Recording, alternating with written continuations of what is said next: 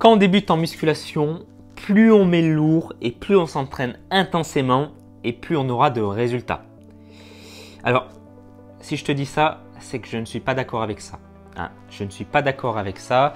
J'ai, on va dire, une autre conception de l'entraînement en musculation, surtout pour les débutants, parce que je préfère me concentrer sur les débutants et je préfère, on va dire, les personnes qui ont un niveau vraiment bien plus élevé, d'aller regarder des chaînes comme Enzo Fokra ou Nassim qui sont, disons-le, extrêmement compétents.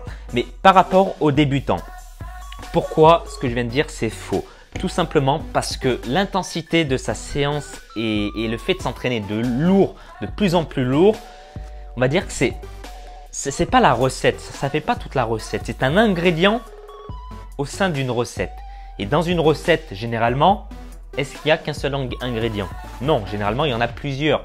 Donc, on va dire que c'est un petit ingrédient au niveau de la recette.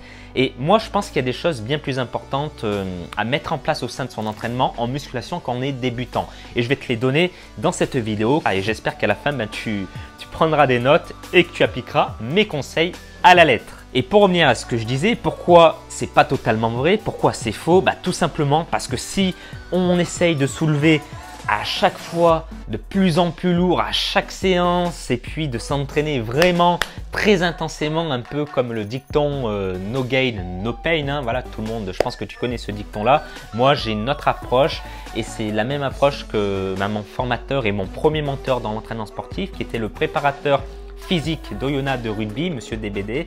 Donc bon, c'est un monsieur extrêmement compétent puisqu'il entraîne une équipe professionnelle en rugby, donc il est préparateur physique, donc il sait de quoi il parle. Et il m'avait dit, entraîne-toi avec ton cerveau. C'est-à-dire en gros, no brain, no gain. Si tu ne réfléchis pas à ce que tu fais, tu n'auras pas de gain. Et moi, s'entraîner un peu comme une brute sans cervelle, ça va conduire à quoi? Ça va conduire aux blessures, ça peut conduire au surentraînement, ça peut conduire également aux stagnations. Pourquoi? Parce qu'en essayant de soulever à chaque séance de plus en plus lourd, forcément qu'au bout d'un moment, ça va bloquer. Surtout quand on est débutant, on progresse très rapidement. Donc, il y a des choses, on va dire, des bases à mettre en place dès le départ.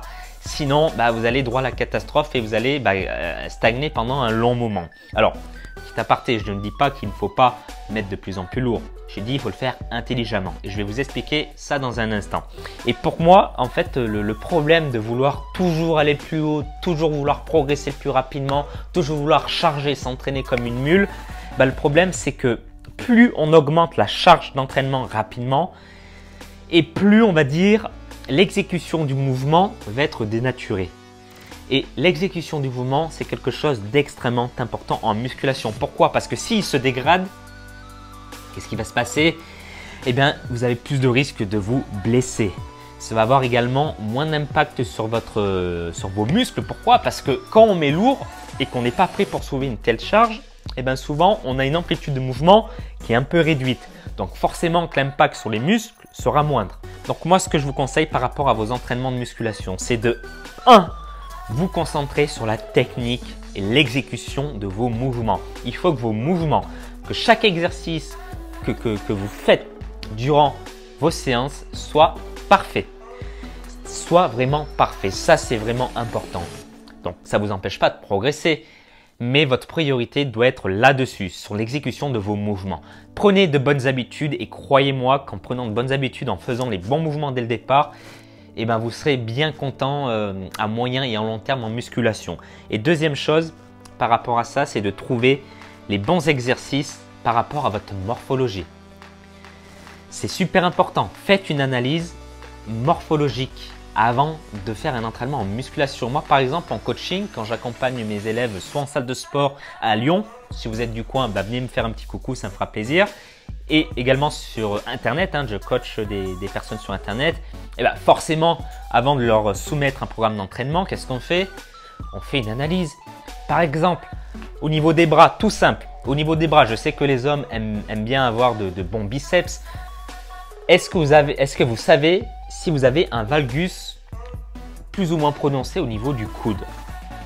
Si vous ne savez pas de quoi je parle et que vous faites de la musculation, il faut revenir en arrière et faire le test. Pourquoi? Parce que si vous avez un valgus prononcé, c'est-à-dire Pour faire simple, le bras, l'avant-bras qui part vers l'extérieur, ce qui est souvent quelque chose de plus prononcé chez les femmes, mais chez nous les hommes, on en a, ça peut arriver qu'on en ait.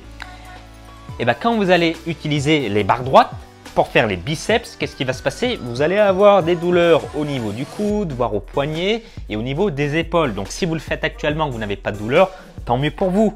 Mais pensez en musculation, il faut toujours penser le moyen et le long terme parce que c'est un sport, une activité qui est sur le long terme. Ce n'est pas quelque chose que vous faites une fois par mois pour le plaisir. Non, si vous faites de la musculation, c'est pour le long terme, c'est pour toute la vie. Donc mettez en place, on va dire, les fondations. Ça peut être également la même chose au niveau de vos genoux.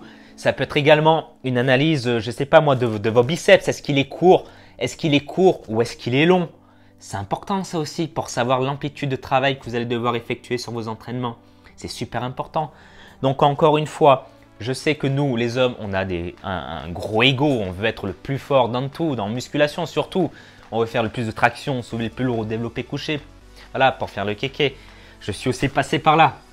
Heureusement, en vieillissant, voilà, je suis… voilà, j'ai rangé mon ego de côté. Mais voilà, ce que je vais te dire, range ton ego de côté, la charge que tu soulèves, la charge que soulève le voisin, on s'en fiche. Le plus important, c'est l'exécution de ton mouvement en musculation. Et deux, c'est aussi de faire une analyse morphologique, anatomique, voilà, de ton profil. C'est super important. Voilà, j'espère que cette vidéo t'aura plu. Si tu veux aller un peu plus loin et apprendre à non pas t'entraîner intensément, brutalement, no pain, no gain, à la poubelle, mais plutôt le remplacer par no brain, no gain, et ben, je t'invite à télécharger en dessous de la vidéo mon guide d'entraînement où je te montre étape par étape comment construire un programme d'entraînement efficace, adapté à ta morphologie, adapté à ton profil psychologique et adapté à ton emploi du temps. On n'a pas tous 3 heures par semaine pour s'entraîner. Ça, c'est quelque chose qu'il faut prendre en compte. Et également aux moyens à disposition. On n'est pas tous inscrits en salle de sport. Et si tu as très peu de matériel et pas assez d'argent pour acheter du matos, eh ben, je t'explique tout aussi également dans ce guide. Donc, tu peux le retrouver en dessous de la vidéo ou dans le i ici. Voilà. Et si tu es motivé, de toute manière, tu sauras où le trouver. Sur ce, je te souhaite tous mes vœux de succès. Ne lâche rien et surtout, garde la forme athlétique. À très vite.